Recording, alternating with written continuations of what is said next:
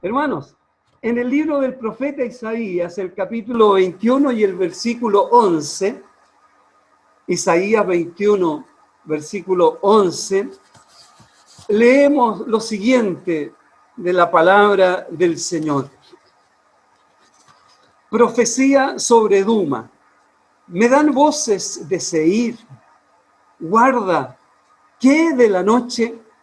Guarda, ¿qué de la noche? Duma, o Dumá, como sale en otras versiones, es una forma de referirse a Edom. El pueblo de Edom estaba cargando sus temores, sus miedos, sus problemas. Y ellos vinieron entonces clamando al profeta Isaías y haciéndole esta pregunta: guarda, ¿qué de la noche? Guarda, ¿qué de la noche? Dicho de otro modo, como lo expresan otras versiones, centinela, ¿qué hora es en este momento de la noche? Centinela, ¿cuánto falta para que amanezca? Los líderes de Edom tuvieron una actitud similar a la que tiene un enfermo que pasa una mala noche y que siente que las horas son interminables. A alguno le ha tocado seguramente y está mirando el reloj, está preguntando qué hora es, cuánto falta para que amanezca, por el dolor, por el sufrimiento que se está viviendo, por la oscuridad de la noche. ¿Por qué fueron estas personas de Edom fueron donde el profeta Isaías? ¿Acaso no había adivinos, astrólogos y probablemente aún hechiceros en Edom? ¿Por qué vinieron a Jerusalén con su clamor delante del profeta? Yo creo que todos nos damos cuenta que en la hora del miedo, en la hora del temor, en la hora de la agonía, la gente suele buscar a Dios. La gente suele ir buscando ayuda del Señor. La gente siempre se acuerda de Dios en medio de las aflicciones. Y probablemente nosotros hemos hecho lo mismo. Quiero hacer un paréntesis y saludar a Lorena y a Carlos, queridos amigos de Talca que están conectados ahí. Cierro el paréntesis. Yo decía que la gente suele buscar a Dios en medio de las situaciones difíciles. Cuando todo está bien, la gente no se acuerda de Dios. Y esta gente de Edom buscaron al profeta para tratar de saber en qué tiempo estaban viviendo, cuánto quedaba del tiempo oscuro, del tiempo de prueba, de juicio que estaban viviendo. Mire, aunque todos los que estamos aquí reunidos somos muy jóvenes, ¿cierto? Me levantan la mano, digan amén fuerte. Claro. Sin embargo, todos hemos oído o hemos leído que en el pasado existía en nuestro país el oficio del sereno. El sereno. Existía ese oficio y llegó a ser muy importante y a tener incluso una especie de repercusión social. Entre las responsabilidades que le correspondía a un sereno estaba encender por las noches los faroles de aceite que funcionaban y alumbraban las calles teniendo el aceite como combustible. Pero con el paso del tiempo, el sereno se transformó en un vigilante nocturno, en realidad, que iba por las calles del pueblo y prestaba diversos servicios ayudando a los vecinos, como por ejemplo, le correspondía a veces llamar a un médico, buscar a la partera, ir en búsqueda de un medicamento urgente e incluso abrirle las puertas a los vecinos que llegaban de madrugada pasados de copa y no eran capaces de apuntarle con la llave a la cerradura. Así que el sereno comenzó a cumplir muchas diversas funciones. El sereno se distinguía por llevar una gorra particular, un bastón o una vara que tenía una especie de punta de lanza, con la cual iban golpeando el suelo, el piso, como una forma de avisarle a los vecinos que él estaba ahí y que estaba cumpliendo con su vigilancia. Era común en los tiempos de la colonia escuchar en las noches el canto de los serenos, informando la hora y el estado del tiempo. Y entonces acomodaban el canto. Ave María Purísima. Ustedes saben, las 12 han dado y nublado. Y en otras ocasiones, las 12 han dado y lloviendo. Las 12 han dado y sereno.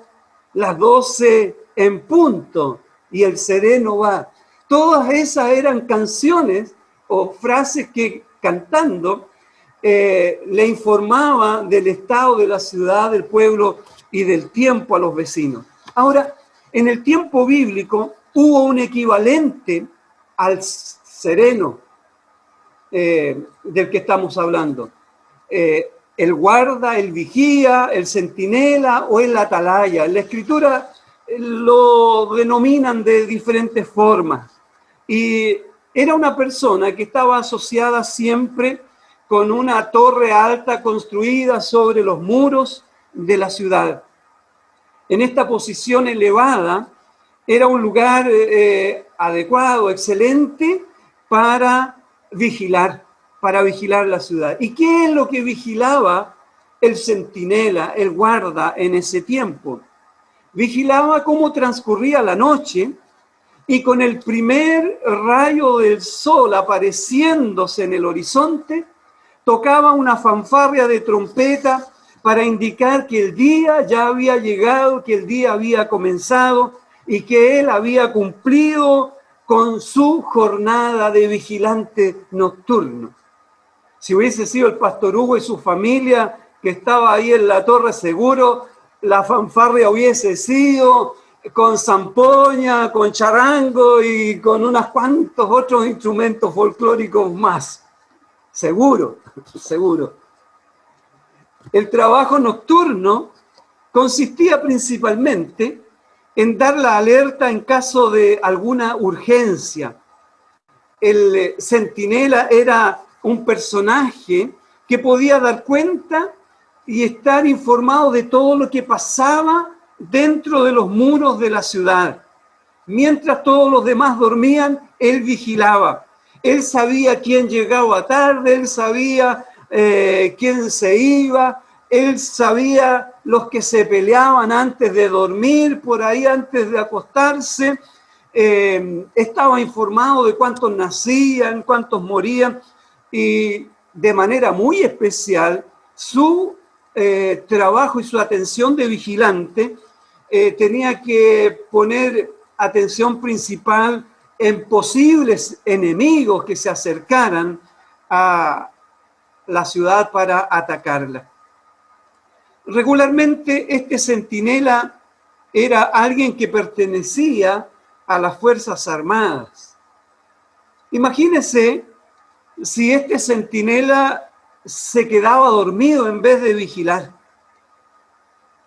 La escritura que leímos al comienzo, al principio, nos presenta este diálogo entre alguien que desde abajo del muro le pregunta y le grita al que está vigilando en la altura: guarda, ¿qué de la noche?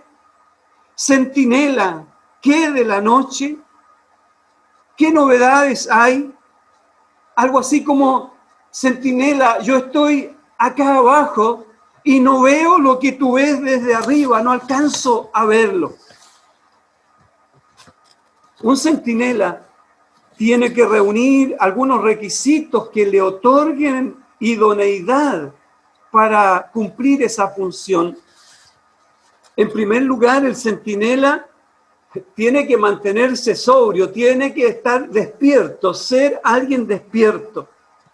El apóstol Pedro dice: tengan cuidado y estén siempre alertas, pues el enemigo, el diablo, anda buscando a quien destruir. Hasta parece un león hambriento. Un centinela que no está alerta o está dormido no sirve, no es idóneo para la función. En el ejército, yo presté mi servicio militar cuando tenía 17 años y estuve durante 3 meses como estudiante porque no quería estar un año entero, por supuesto. Lo pasé muy bien, lo disfruté, lo tomé con harto humor. Pero ahí en la noche, cuando tocaba hacer imaginarias, no eran guardias totales de la noche, sino que por horas, al que se quedaba dormido le pintaban la cara con pasta de zapato, con betún de zapato. Y algunos en la mañana, cuando despertaban, no se habían dado cuenta que los habían teñido de pasta de zapato mientras estaban cumpliendo una función de vigilar. Alguien así nos sirve como centinela. Un centinela además debe poseer buena vista. Diríamos entre nosotros, tener ojos ungidos. Debe ver lo que otros no ven. Debe ver más allá de lo que ven los demás. Para eso debe hacer uso de su ubicación privilegiada, de estar en una posición más alta que el resto. El siervo de Eliseo solo vio ejércitos que le rodeaban alrededor, pero el profeta vio más allá. Más son los que están con nosotros, dijo el profeta, que los que están en contra. Un centinela que tiene mala visión no es apto para la función. Y hermanos, no hay que conformarse con ver solo lo que está frente a nuestros ojos. Hay que mirar más allá. A la iglesia de la Odisea, el Señor le aconseja y dice: te aconsejo que de mí compres oro refinado, vestiduras blancas, y luego agrega: y unge tus ojos con colirio para que veas. Un centinela tiene que poseer también buen oído, tiene que tener buen oído. En el mensaje a las 7 iglesias del Apocalipsis, capítulo 2 y 3 del libro, se repite permanentemente esta expresión: el que tiene oído, oiga lo que el Espíritu dice a las iglesias. En el libro del profeta Isaías, capítulo 50 y versículo 4, dice: el Señor Dios me enseñó lo que tengo que decir, así que sé decir para darle ánimo al débil. Cada mañana Él me despierta. Y mire ahora, afina mi oído para escuchar como los que estudian, para escuchar como los que son discípulos de Cristo. Cada mañana Él me despierta y afina mi oído para oír, para escuchar. Un centinela también tiene que ser capaz de dar información veraz, de dar información confiable respecto del tiempo que se está viviendo. La pregunta que le hicieron al profeta Isaías: centinela, ¿cuánto queda de esta noche oscura? Guardia, ¿qué hora es de la noche? Centinela, ¿cuánto queda para que llegue la mañana? ¿Cuánto falta para que amanezca? Ay, hermanos, todos nosotros sabemos que el mundo vive una noche negra. Está muy oscuro por todas partes. El apóstol Juan dice que el mundo entero está bajo el maligno. Nos faltan palabras para describir todo el horror, el crimen, la violencia, la maldad, la miseria humana que prevalece en medio de las tinieblas de este mundo. Vivimos tiempos tan peligrosos, tan difíciles en diferentes aspectos. El profeta Isaías escribe en el capítulo 3, 17 al 19, dice: hijo de hombre, te he puesto como centinela para Israel. Cada vez que recibas un mensaje mío, adviértele a la gente de inmediato. si les aviso a los perversos, ustedes están bajo pena de muerte, pero tú no les das la advertencia, ellos morirán en sus pecados y yo te haré responsable de su muerte. Si tú les adviertes, pero ellos se niegan a arrepentirse y siguen pecando, morirán en sus pecados, pero tú te habrás salvado porque me obedeciste. Hermanos, es enorme nuestra responsabilidad. En Segunda de Reyes, el capítulo 7, encontramos el relato de 4 hombres que vivían la noche más oscura de sus vidas. 4 hombres leprosos que estaban habitando entre los muros de la ciudad de Samaria y el ejército sirio con el rey Ben-Hadad que había rodeado la ciudad por mucho tiempo. Su situación era doblemente dramática. De Samaria los habían expulsado producto de su lepra y no podían ir lejos a tratar de buscar comida porque los sirios los hubiesen atrapado. En Samaria no había comida, estaban comenzando a practicar incluso el canibalismo dentro de la ciudad. Ellos no tenían nada para darles. Y entonces, en medio de esta situación tan horrible, tan adversa, estos 4 hombres leprosos reflexionan y dicen: si quisiéramos entrar en la ciudad, nos van a expulsar, no tienen comida para darnos. Si nos quedamos aquí, vamos a morir igualmente. Y entonces deciden ir hacia donde estaba el ejército sirio acampando, rodeándole. Y cuando llegaron allá, Dios había hecho huir a este ejército y no había nadie, absolutamente nadie. Y el relato bíblico dice que ellos entraron en una tienda y encontraron comida y comieron todo cuanto querían y había oro y plata y comenzaron a tomar de todo aquello e iban a otra tienda y a otra más. Pero de repente entonces reflexionaron y el texto dice que ellos finalmente se dijeron entre sí: no está bien, esto no está bien. Hoy es un día de buenas noticias y nosotros no lo hemos dicho a nadie. No estamos actuando bien. Hoy es un día de buenas noticias y nosotros guardamos silencio. Hoy es día de buenas nuevas, pero nosotros estamos callados. Y si esperamos hasta que amanezca, resultaremos culpables. Le he contado por maldad y por culpa al centinela que, debiendo alertar del peligro, no lo hace. El libro de los Proverbios dice: libra a los que son llevados a la muerte y rescata a los que van con pasos vacilantes a la matanza. Haz cuanto puedas por salvar a los que van por el camino a la muerte. Hay muchos que van camino a la muerte en nuestro Chile.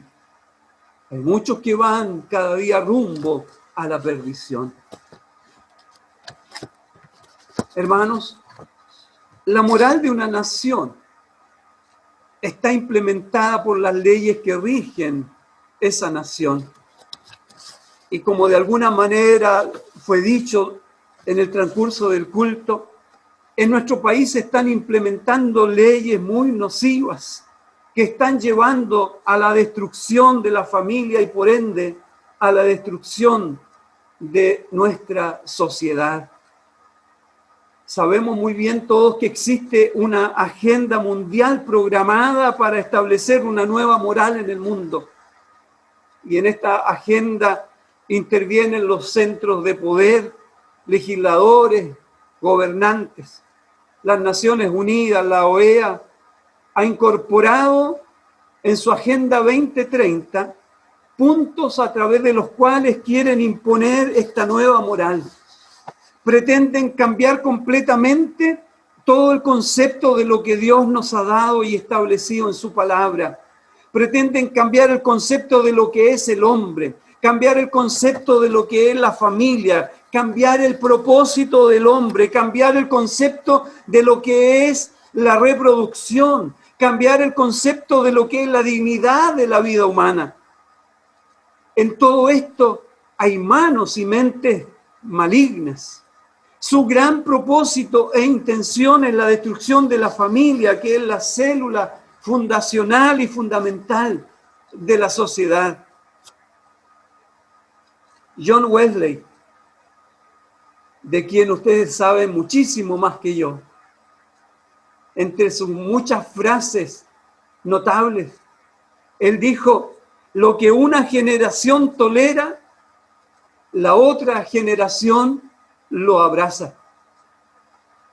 Si nosotros toleramos hoy día todo lo que está sucediendo en nuestro país, la siguiente generación, si el Señor se tarda en venir, la siguiente generación va a abrazar todos los males que se están proponiendo hoy día a través de leyes que son nefastas. La familia es la salvaguarda que está a la entrada de la puerta que protege los valores y fundamentos de la sociedad. No son los políticos, no son los poderes del Estado, no son los gobernantes. Por ello es que están buscando destruir esta salvaguarda, destruir la familia, y si es posible intentan destruir la iglesia. Y hermanos, si logran esto, a esta sociedad no le queda nada. Si el Señor no edifica la casa, en vano trabajan los que la edifican. Dios necesita, por tanto, hombres y mujeres que sean capaces de entender los tiempos que vivimos. En Primera de Crónica, el capítulo 12 y versículo 32, se nos señala algo súper interesante respecto de los hijos de Isacar. Dice el texto: de los hijos de Isacar, 200 principales, entendidos en los tiempos y que sabían lo que Israel debía hacer y cuyas órdenes seguían todos sus hermanos. La tribu de Isacar la componían 87,000 hombres, valientes en extremo, dice el relato bíblico, ahí en Primera Crónica 7:5. Pero de esos 87,000 valientes hombres, solo 200 hombres son señalados como entendidos en los tiempos, que sabían lo que el pueblo de Israel debía hacer. No todos sabían lo que se debía hacer. De esos 87,000 habían solo 200 hombres entendidos en los tiempos que sabían lo que Israel como nación debía hacer. Expertos en discernir los tiempos, expertos en discernir lo que ocurre en su entorno, en discernir también y advertir de aquello que está por venir, de aquello que está por suceder. El discernimiento es la capacidad de entender si algo conviene o no conviene, descubrir si algo es engañoso, si algo no es auténtico. Estos hombres se habían convertido en expertos en discernir los tiempos. ¿Cuánta falta hace hoy día en nuestro Chile y en nuestro mundo que existan muchos hombres y mujeres que son entendidos en discernir los tiempos y que cual centinela que tiene una ubicación privilegiada desde lo alto, desde esa ubicación, anuncie el tiempo que está viviendo el mundo. Queridos hermanos de la misión evangélica wesleyana, el Señor les ha puesto como centinelas para Chile. Ustedes son llamados a continuar siendo centinelas para Chile. Hay quienes preguntan hoy día, hay quienes se formulan esta pregunta: centinela, ¿qué hora es en este momento de la noche? Centinela, ¿cuánto falta para que amanezca? Sabemos del inminente y pronto regreso del Señor. Pero mientras eso sucede, tenemos que seguir dando la voz de alerta. Tenemos que seguir anunciando las buenas nuevas de salvación. Tengo que hablar de ti. Tengo que arriesgar. ¡Ay de mí! Si no lo hago, fue una de las canciones que el pastor cantó al comienzo. Mientras yo lo oía, mi corazón vibraba porque está en sintonía con esta palabra del Señor. ¡Ay de mí si no lo hago! Pablo dijo, soy deudor. Concluyo estas palabras, queridos hermanos, con otra de las recordadas frases de John Wesley. Él dijo, no tienes nada que hacer sino salvar almas. Por lo tanto, pasa y sé gastado en este trabajo. E ir no solo a los que te necesitan, sino a aquellos que más te necesitan. No es asunto de predicar tantas veces y cuidar de la sociedad esto o aquello, sino de salvar tantas almas como sea posible y traer a muchos pecadores como sea posible al arrepentimiento. Quiero dejarles esta palabra del Señor y que la palabra del Señor y a través de su Espíritu Santo, Él les hable, Él nos hable, Él les motive y nos motive a seguir predicando el Evangelio, a seguir anunciando las buenas nuevas en medio de tiempos tan peligrosos y difíciles.